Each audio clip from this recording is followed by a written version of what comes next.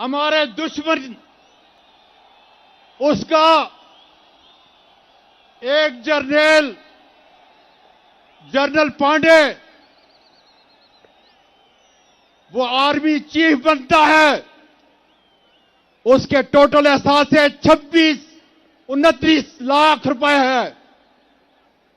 इस कौम को बता के जाओ कि तुम्हारे असासे कितने हैं, कहां से लाए हैं।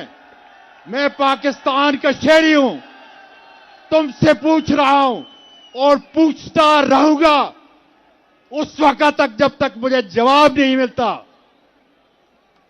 जनरल बाजवा, ये भी बता दो कि मेरी कौमी सलामती में कौन सा ऐसा इदारा है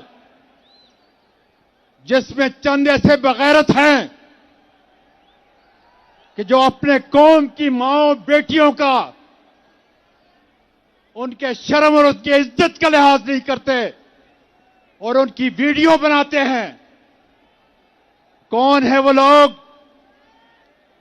जो सियासतदानों की, जजों की, डॉक्टर्स की, प्रोफेसर्स की, सनतकारों की, ताजरों की फाइलें बनाते हैं और उसके बाद उनको ब्लैकमेल करते हैं।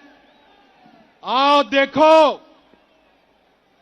तो मेरे कप्तान को डरा रहे थे, खौफ दिला रहे थे, वो तो एक बहादुर मां का सबूत है। आओ इस 74 साल के सीनियर सिटीजन से इसका सर झुका के दिखाओ।